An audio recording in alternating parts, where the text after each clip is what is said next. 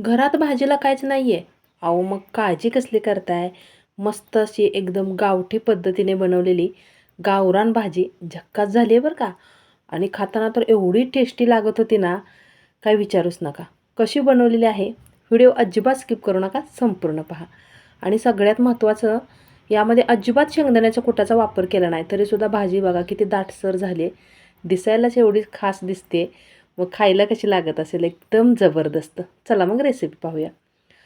रखरखत्या आरामध्ये 2 कांदे भाजायला टाकले, कारण की मस्त चमचमीत अशी गावरान पद्धतीची मसालेदार भाजी बनवायची. कांदे बघा भाजून घेतलेत चांगले, वरून असा खरपूस काळपट कलर येईपर्यंत भाजलेत. आता तुम्ही म्हणाल आमच्याकडे चूलच नाही आहे, मग कांदे कसे भाजायचे? मग काय करायचं, गॅसवरती गॅस ऑन करून एखादी चाळणी किंवा जाळी वगैरे ठेवायची आणि त्यावरती असे कांदे भाजून घ्यायचे. आणि तसे जरी नाही जमले तर काय करायचं, सरळ आपलं कढईमध्ये थोडंसं तेल टाकायचं आणि कांदा चिरून त्यावरती भाजून घ्यायचा. पण खरं सांगू का, चुलीमध्ये कांदा भाजून घेतला ना, एकदम मस्त जबरदस्त चव येते बरं का भाजीला. कांदा अगोदर चांगला थंड होऊन दिला आणि त्यानंतर मग ही वरची जी साल दिसते काळपट झालेली, ती सगळी काढायची त्याची.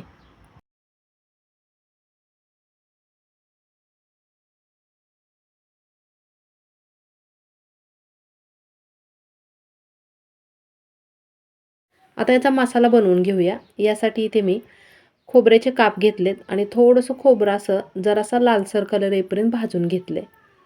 त्यानंतर इथे पहा मी फ्रेश अशी ताजी पुदिन्याची पानं घेतलेत. पुदिना घातल्यामुळे खूप छान चवदार भाजी लागते. आलं घेतले, लसूण घेतलेलं आहे आणि कोथिंबीरसुद्धा घालावी लागते, पण माझ्याकडे नाही आहे, त्यामुळे इथे कोथिंबीर मी नाही घातली.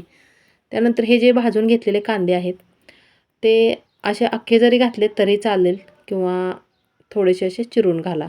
आल्याचे पण बारीक असे काप करते, म्हणजे मिक्सरमध्ये पटकन बारीक होईल ते.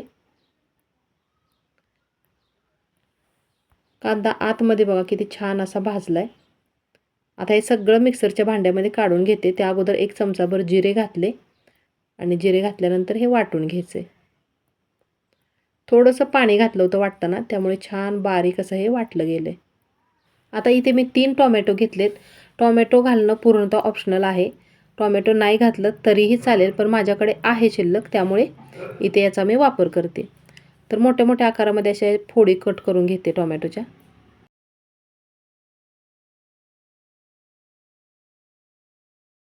याची बनवायची आहे मस्त अशी ग्रेव्ही, त्यामुळे मिक्सरच्या भांड्यामध्ये घालून हे सुद्धा छान असं बारीक वाटून घेतलं. चला आता पटकन फोडणीची तयारी करायची. 1 चमचाभर तेल घेतले. तेल तापते तोपर्यंत पातेल्यामध्ये 1 ग्लासभर पाणी मी गरम करण्यासाठी ठेवले. आता पाण्याचं प्रमाणसुद्धा आपल्याला किती भाजी बनवायची त्याच्यानुसार ठेवायचं आहे.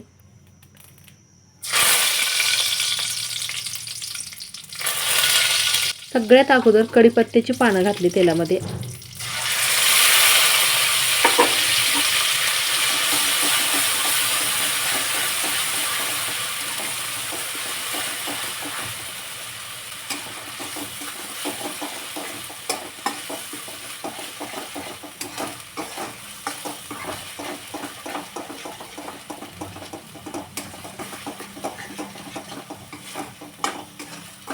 एवढा भारी मसाल्याचा स्वाद यायला लागला आहे ना, जसा जसा आपण हा मसाला परतून घेऊ ना, तसा यामध्ये याचा खमंगपणा उतरतो. त्यामुळे छान असं हे परतून घ्यायचं आणि त्यानंतर मग थोडेसे सुके मसाले घालायचे.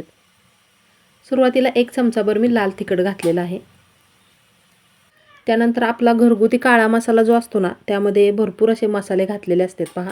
तो मसाला इथे मी अर्धा चमचा वापरला आहे, कारण खूप तिखट आहे, त्यामुळे अर्धाच चमचा इथे वापर केलेला आहे. तिखटाचं प्रमाण तुमच्या आवडीनुसार कमी जास्त करू शकता.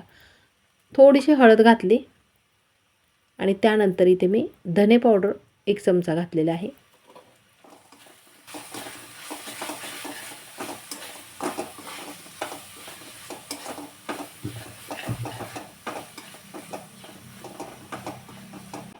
मसाला बनवताना म्हणजे वाटण करताना त्यामध्ये थोडेसे जिरे घातले होते, म्हणून अगदी थोडीशी जिरपुडी ते वापरते, अर्धा चमचा.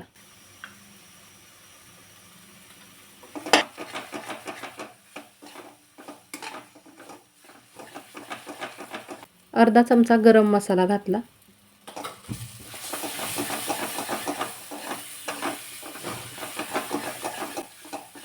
चांगलं परतून घेतल्यानंतरच यामध्ये टोमॅटो जे बारीक केलं होतं ते घालायचं आहे.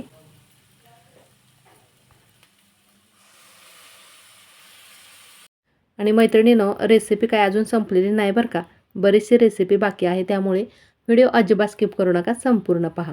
आणि रेसिपी थोडीशी जरी आवडली तर लाईक करा, शेअर करा आणि आपल्या चॅनेलला सबस्क्राईब करायला मात्र अजिबात विसरू नका. माझ्या चॅनेलवरती तुम्हाला नवीन जुन्या पारंपरिक अशा बऱ्याच वेगवेगळ्या प्रकारच्या रेसिपीज नक्कीच पाहायला भेटतील. चला बरं मग पटकन आपल्या चॅनेलला सबस्क्राईब करा. छान असं हे घट्ट होईपर्यंत मी बघा परतून घेतलं आणि त्यानंतर हे जे गरम केलेलं पाणी आहे तेच यामध्ये घालायचे. लक्षात ठेवा, थंड पाणी घातलं की भाजीची चव जाते.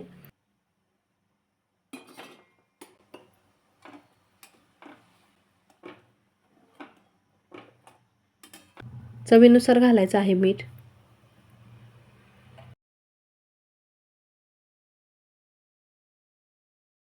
मंद आचेवरती एक 5 मिनिटं तरी ही आमटी चांगली उकळून घ्यायची.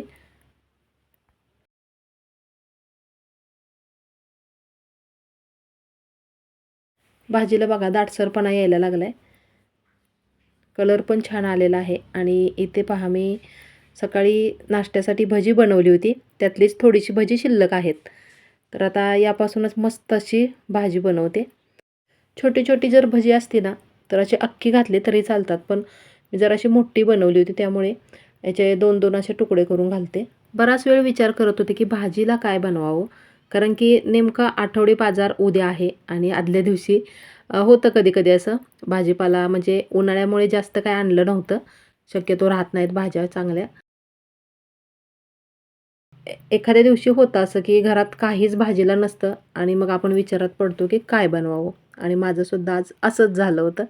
मग नंतर लक्षात आलं की मस्त छान अशी जुनी पारंपरिक रेसिपी बनवूया. आणि खरं सांगू का, सगळ्यांनी एवढी आवडीने खाल्ली ना, माझ्या सासऱ्यांना तर एवढी आवडली. त्यांना अगोदर म्हणजे वाटलंच नाही की ही भज्याची आमटी बनवली म्हणून. खाताना म्हणाले की कोफ्ता करी बनवली का आज? तर म्हटलं नाही. मग अगं एवढी टेस्टी भाजी झाली आहे, कशाची बनवली?